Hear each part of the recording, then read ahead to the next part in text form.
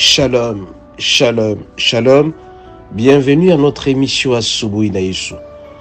Moi, c'est le pasteur. Bienvenue, Mateda Kibangala. Je salue toutes celles et tous ceux qui suivent régulièrement notre émission Asubuhi na Yesu et vous souhaite de très bonnes conditions d'écoute. Asubuhi na Yesu, qui signifie dans l'une des 4 langues nationales, le matin avec Jésus. C'est notre devise, la devise des Asubuhi na Yesu. La première devise, bien aimé, c'est quoi? C'est investir dans l'œuvre de Dieu. La deuxième, c'est la générosité, la libéralité, c'est-à-dire savoir donner.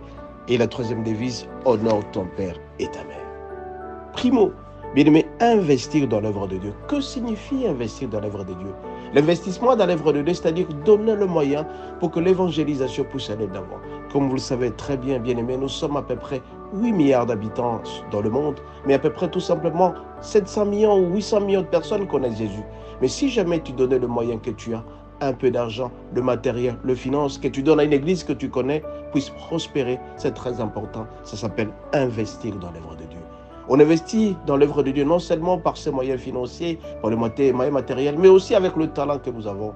Si tu peux chanter pour le Seigneur, si tu peux prêcher pour le Seigneur, si tu peux donner de 10 000 francs, 100 000 francs à l'église, qui manque un micro et qui manque des chaises, tu vas voir à ce que, mon bien-aimé, que le Seigneur va te rémunérer de plus en plus. Le Seigneur rémunère ceux qui le cherchent. Si tu investis dans l'œuvre de Dieu, mon bien-aimé, tu ne seras jamais déçu.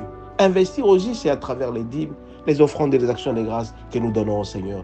Bien-aimé, Salomon a prospéré parce qu'il a offert les sacrifices.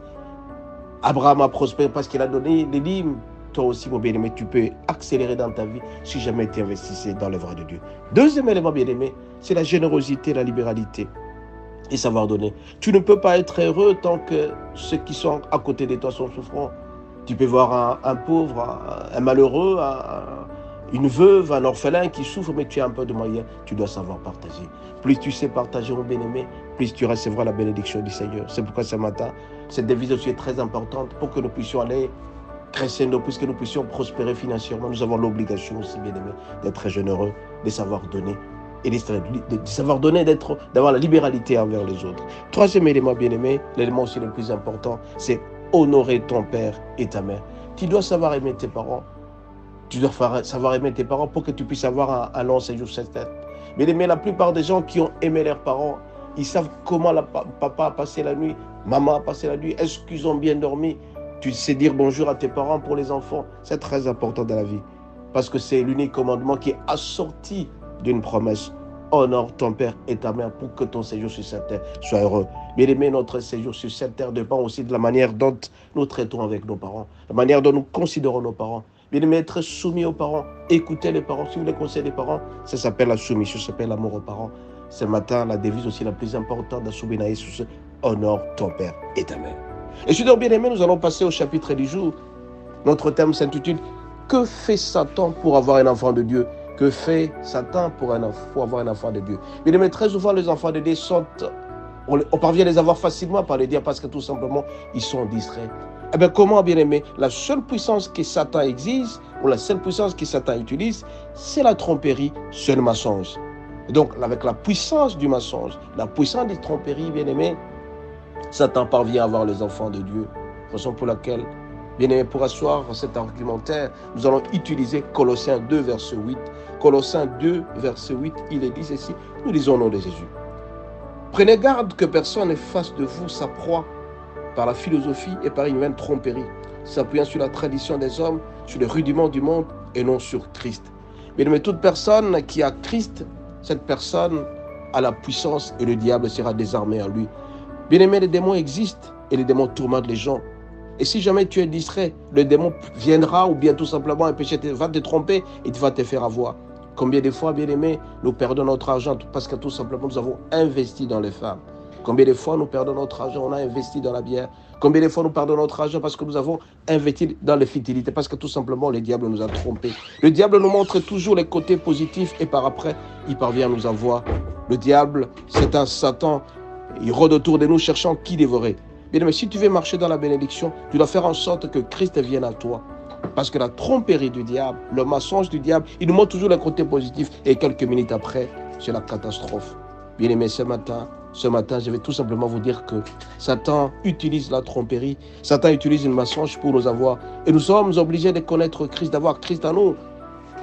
Parce que si jamais nous avons Christ, nous connaissons la Bible déclare que lis cette correspondance ou cette Bible nuit et jour, c'est alors que tu réussiras et tu vendras du recul par rapport au péché. Tant de fois, quand nous sommes en dehors du système de la Bible, nous sommes en dehors de Christ, Satan le diable parvient à nous avoir tout simplement facilement.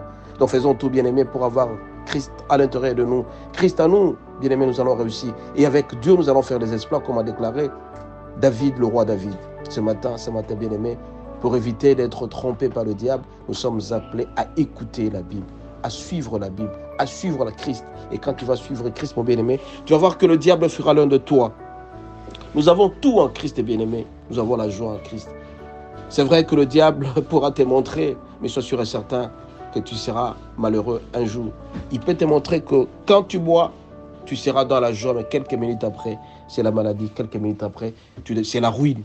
Il peut te montrer aussi qu'avoir plusieurs femmes, c'est bien, mais quelques minutes après, c'est la pauvreté qui te suit.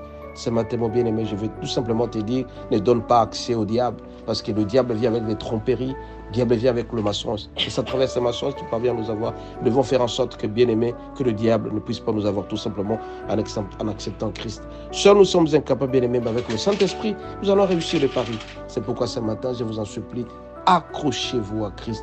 Attachez-vous à Christ en écoutant sa parole nuit et jour et en priant. Et quand tu pries, tu prononces les paroles. Ça s'appelle la solution directe parce qu'on s'attache à Christ. Ce matin, bien-aimés, je vous en supplie, n'acceptez jamais la tromperie du diable, le mensonge du diable. C'est cette puissance, cette ruse qui parvient à nous avoir et nous sépare de. Mais faisons tout, bien-aimés, tout simplement en restant attachés à lui. Parce que si tu deviens esclave du péché, tu seras malheureux. Mais être esclave du Christ, c'est la joie, c'est la paix. Bien-aimés, ce matin, nous avons parlé sur ces points très importants. Je tiens à rappeler tout simplement que je suis à Kinshasa, la capitale de la République démocratique du Congo. Mon numéro de téléphone, c'est le plus 243 81 32 11 705. Pour toutes celles-là, tous ceux qui veulent avoir de prières, ils peuvent nous contacter par WhatsApp. Et à ce moment-là, le Seigneur pourra répondre à travers ma modeste personne. Soyez bénis et à la prochaine.